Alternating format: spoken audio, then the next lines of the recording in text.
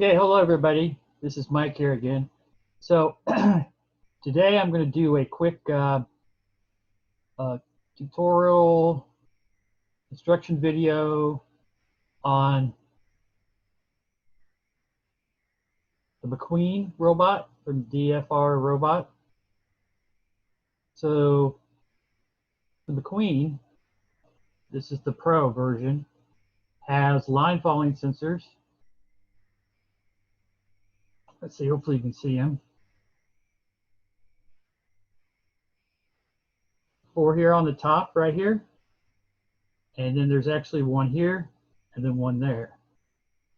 If I can see that a little bit better. So it's got 6 total grayscale line following sensors. Now, I'm not going to use all 6. I'm just going to use 2 for today. And then maybe do a video in the future where I try experiment with using all 6 to do line following.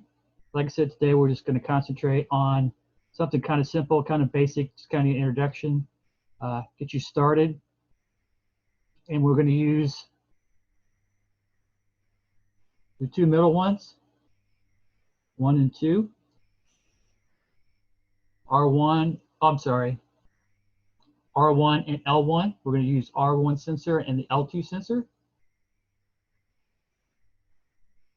These 2 right here in the middle.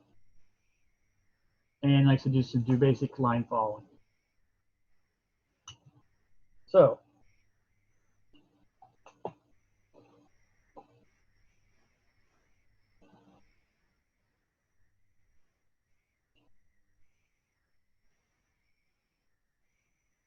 okay, so you can see on my demo board that I set up the robot there. So after we program it, well, I've already downloaded the software, but I'll show you what I did. So let me show you how I program the robot, and then I'll do a quick demo of the robot driving around. So let me share my screen.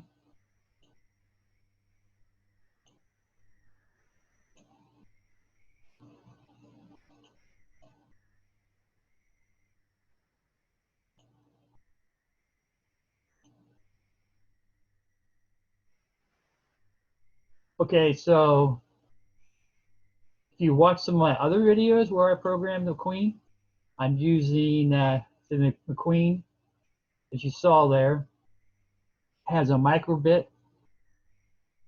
controller in the front that you plug into it. I would suggest you look at some of my previous videos of the Maqueen as far as how to set it up, program it, download, and so on. I won't waste your time by doing basic stuff like that. Just jump right into line following, how to do it, how to do basic line following, and so on. Now, as you see, we're also using MakeCode by Microsoft, another really cool free software package. This is an online GUI software programming environment that you can use. It's really cool. I like it a lot because you can program it in this block code that you see right now. Then also you can program it in JavaScript and Python. You have block code option, JavaScript option, Python option. We'll get into those a little bit later. Let's just kind of check out how to program. So this is the basic rudimentary entry-level line following program.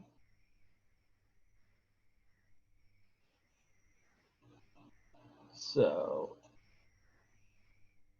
there's really good instructions and PDFs and all kinds of and lesson plans for the Maqueen.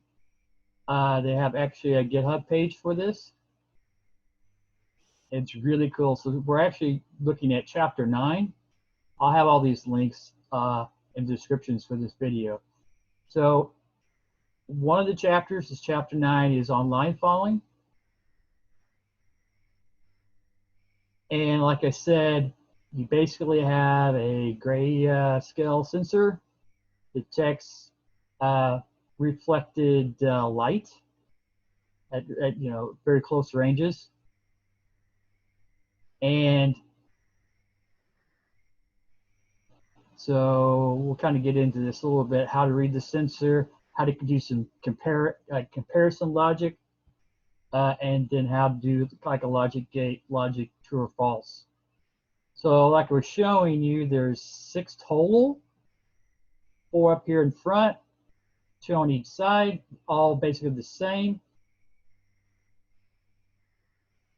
And so it returns a 0 value or a 1 value, the sensor does. So it makes it kind of easy to read. So when light is reflected, you get a 0 value. And then when light is not reflected, which is a dark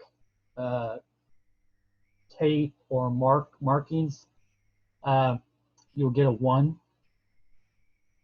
So dark color basically absorbs the infrared light from the transmitter, and then the receiver doesn't receive anything. And then when the receiver doesn't receive anything, that's a 1. And then when the transmitter transmits and the receiver gets light reflected back to it, that's why most of your line following and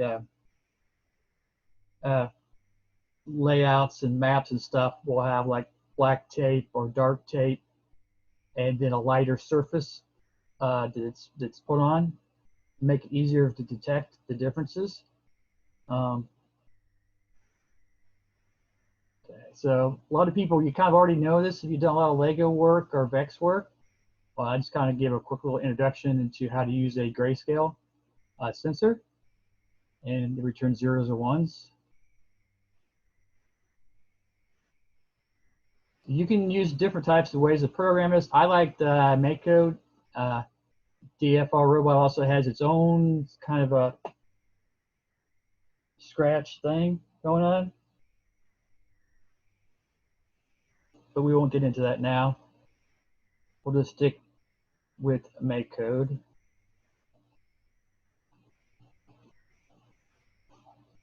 So I'm using, as you can see in my second screen that has a robot in it, I have this practice circle that actually comes with the kit. And excuse me. And as you can see, we're going to use L1 and R1, and they're right in the middle. So for this demo to work, you need your black tape or your black mark or black line to be as wide or a little bit wider than the distance between the 2 sensors. That way you'll see when both sensors are above the line, they'll return 0. You don't want to have the line so thin, so narrow and thin that one or both sensors can't be on the line at the same time. It makes it kind of difficult to determine whether you're to the right or to the left of the line or whether you're on the line. So you need a line that's wide enough that the 2 sensors can be inside the line, so to speak, and both return 0. And then when one moves out, it will return 1 or the other, and then that way the robot can navigate.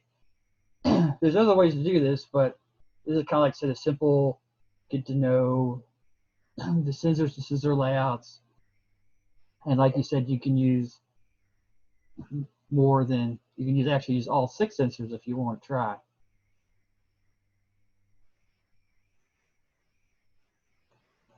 So the code's basically going to be if L1 and R2 are on the black line. Did I say that right? Hopefully I didn't confuse everybody. I thought I said that right. Yes, if both sensors, hopefully I said that right. If both sensors are on the line, the output will be 1 for both sensors. the robot will know to go straight, not to turn left or right, but just go straight.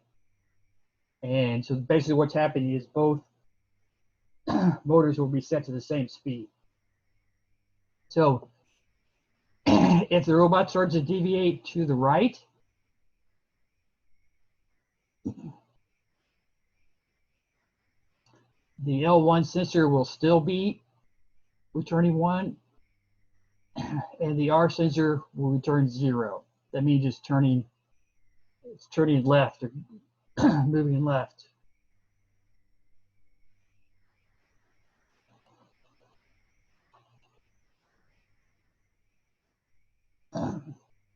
And the exact opposite,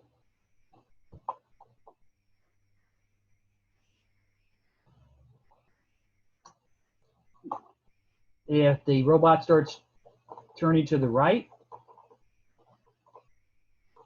L1, the L1 sensor will return 0, and the R1 sensor will return 1. So the R1 sensor is still on the line, but the L1 sensor is now returning, seeing light returning. So it's up to you, but flowcharts can be very helpful. We don't have to really get into flowcharts, but you just have decision blocks, yes or no statements. Basically, it's going to be a loop. It's just going to loop through the statements and check each one. Actually, check one, go straight, and then if not, that condition is not true, then it'll check the other conditions and just basically kind of loop, loop, loop, loop. And like you see here, go straight, turn left, turn right, and just keep looping. So in MakeCode, basically you've got a very simple statement. It's kind of conditional, not a conditional statement, it's a logic gate. So you've got the read sensor option. And you're seeing here, it's the L1 sensor. And again, let me check. So one is not returning light, not returning infrared signal.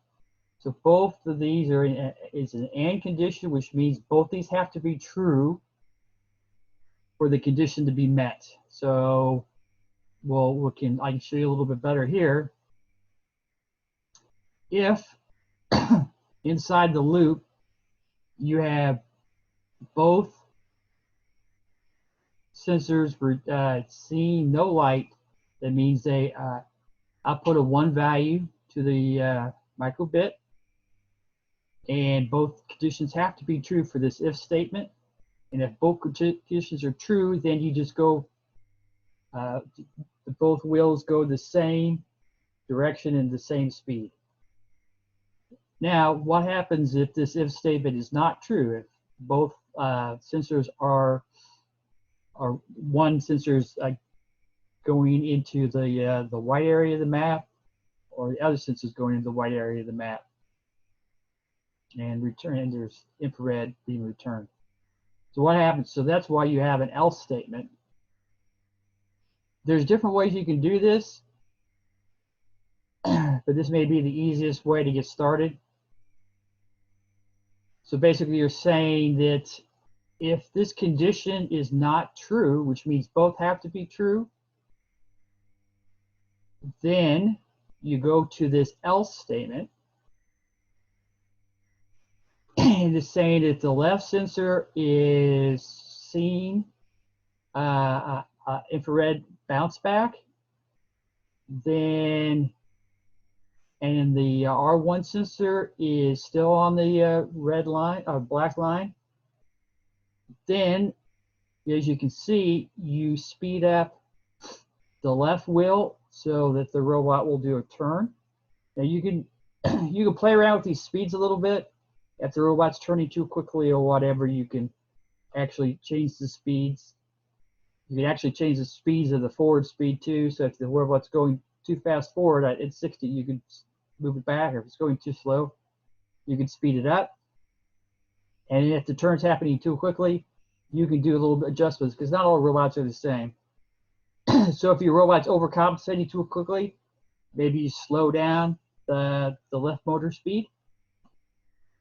So you're saying, what if the opposite of this if statement is and the else is happening? That's where you add this next line. So basically what you're seeing is it's the opposite. So this statement is opposite of this statement. So this statement is saying the left sensor is still on the line, and the right sensor is onto the white portion of the board or the map. So I'm sorry. This one right here. This one right here. Left is still on the line. White or R1 sensor is now into the white area, and that will get it to move this way. And the above statement basically saying that if it's doing this, it'll start correcting like this. And then this statement, so like I said, they're opposite each other. So you're getting this to happen, and you get it to come back like that.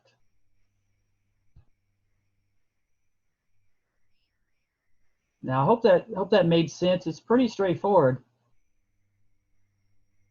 The first if statement is if both sensors are not returning the signal, not getting a infrared return, so it's ones. And then if that is always true, then the robot will just keep going and going and going and not do anything. But if it starts like a circle, like my example map, or it starts to, for whatever reason, starts to get off the line, then the robot is going to try to correct itself. In the else part of this little program, and then we'll try to do a little turn either left or right until it gets back on the line. And like I said, this is a forever loop basically. So once the first conditional statement is true, it'll just ignore the other two. It'll ignore the else. But if the first one is false for any reason, then it'll drop down. And then, like I said, both statements are ands, so both have to be true. Both sides of the if have to be true. And then if one or the other happens, then it will try to compensate. So let's go back to the code. So hopefully this is making sense. So back into the microcode. Forever loop, like I said, everything's laid out exactly as the example in the PDF on the GitHub page.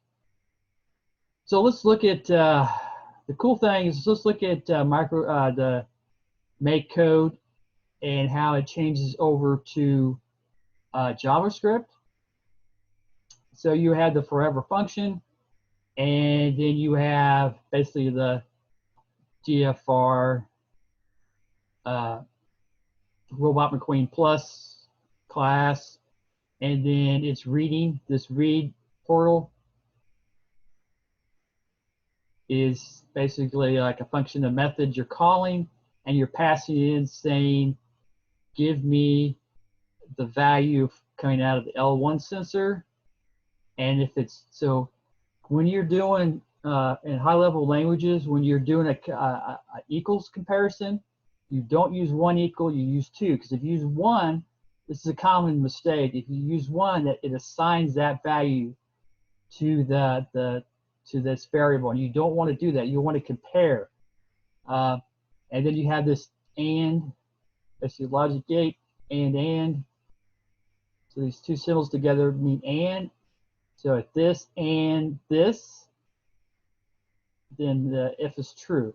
And the same thing here, except it's reading the R1 sensor value. And if the R1 sensor value is equal to, because you got two equal signs equal to 1, both sides of the logic gate are true, then you basically tell the motors clockwise, speed 60. Then, but if this is not true, you drop into the else statement, if else, and then you figure out which one is happening. Now you can see, now if you're thinking ahead, you can see there's maybe a little bit of flaw to this code, and that's where the other sensors come into fact. You can add the other sensors there. What happens if the robot moves so quickly that both left and right are in the white, either direction? Then the robot gets really confused, and you might see that when we do the demo. So that's where the other 6 sensors come into to the factor, and you can. That's the cool thing about the Maqueen Plus. Once you learn the basics, then you can take not only use the 2 left and right sensors in the middle, you can start trying to use the other 4 sensors, line following sensors, to try to make it so that it can save itself from all different types of conditions. But like I said, we're going to stick to this simple thing right here. And then in the else statement block here, we'll check both of these conditions and see which one is true or false. And like I said, yes, both sensors can be white or zeros. And if both sensors are zeros, then you have a little bit of an issue, and the robot's probably going to get confused. So, but like I said, let's not worry about that. That's for a little more advanced programming. We can try to get it to save itself. That's JavaScript. So here's Python. Python's very similar to JavaScript. That's the cool thing. Once you learn one high-level language like JavaScript or Python, most of the syntax, most of the way, methods, function calls, everything, comparison statements, logic blocks, and so on, are very similar. And like I said, syntax may be a little bit different, but as you can see, both languages use the double equals for comparison. So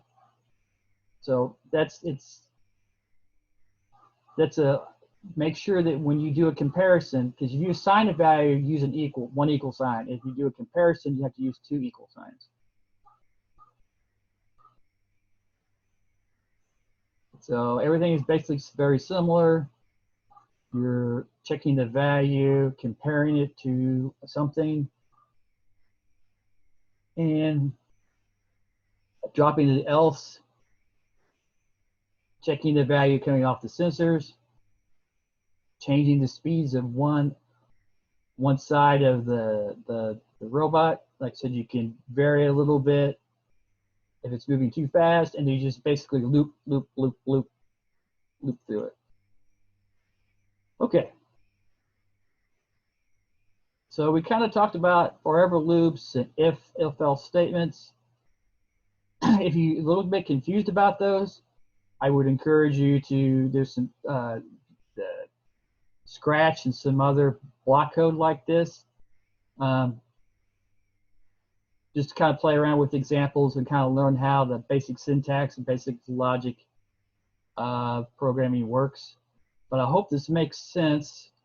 It's pretty basic, at least for me it's basic. Hopefully for you it's basic. You're just checking with the if statement, you're checking something, and if that check is not true, then you drop to the else statement, and then that's where you get the next 2 if statements for checking something. And again, you're probably thinking ahead of me and saying, what if you drop in the else statement and both these ifs are not true, which means you get 2 zeros. So that might be something. So when you get your Maqueen Plus, you got 4 other sensors to play with. Maybe you come up with some other cool way to handle the 0, 0, or both sensors are getting reflections back from the surface, which means both sensors are off the line. This will get stuck on that, but that's definitely something you can play around with, have fun with, and just take this basic example and just start expanding on it and making it better and more sophisticated and so on. So hopefully I didn't lose everybody there. Let me go back. So you can see on the left screen here, like I said, let me go back, stop sharing my screen. This is like to turn the robot on. And so you coded, you think you know what's going to happen. So the next thing you need to do, you need to test. And so basically what's going to happen is you're going to code, test, code, test, code, test. So you're basically going to iterate through, and if something's not working, it just basically, you're going to have to experiment and try to manipulate, change the code a little bit, try to improve your robot and how it responds to line following. Basically just basic iteration. So let me go turn the robot on and we can see how well the code works.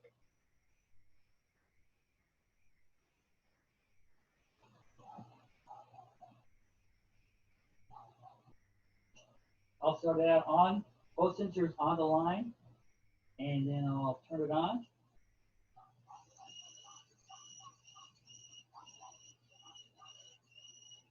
As you can see, the L1 sensor, that's what happens. It'll get confused. That's why you need to make the code a little more sophisticated if you want to actually use competitions. Let's try that again. So what happened was it's that issue I was telling you about, is that you got two zero values being returned.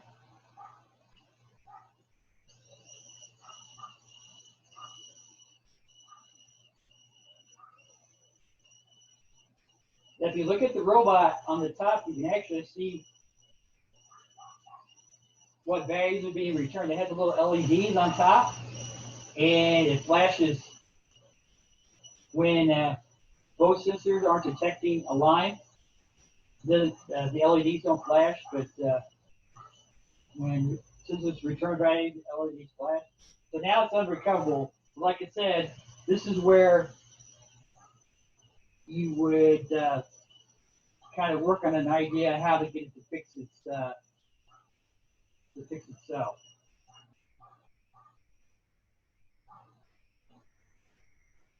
Now another thing you can do is maybe it's simple as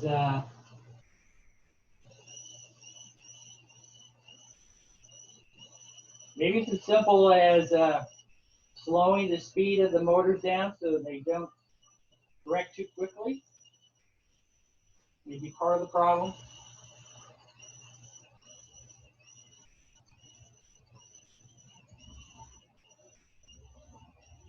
Let's actually do a little bit better. Yeah, then it loses itself.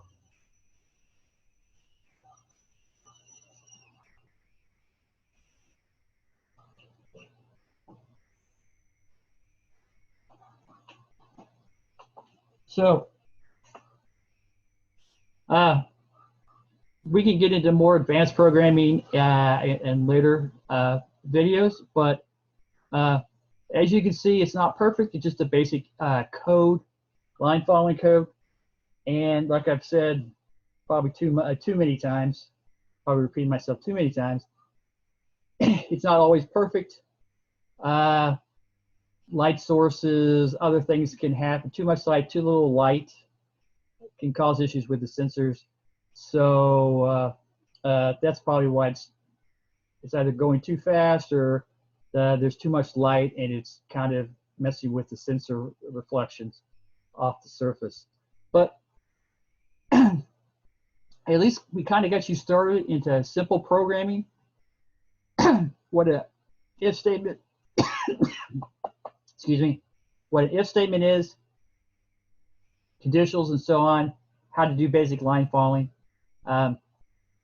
If you have any questions, any suggestions, something doesn't make sense, please leave a comment or message me or so on, and I can try to help you out. If you have the Maqueen Plus, I would be curious to see what code modifications you've made to try to make it better. Because like I said, there is actually, we're only using 2 of the line following sensors. There's actually 6 total. So I'd be interested if you have any cool ideas you've come up with how to use all 6 sensors and so on. And I hope this has been helpful, and I hope to see you in the next video I do, programming, robotics, robot news, whatever. And thanks for watching, and like I said, I hope to see you next time, and have a good day or good night.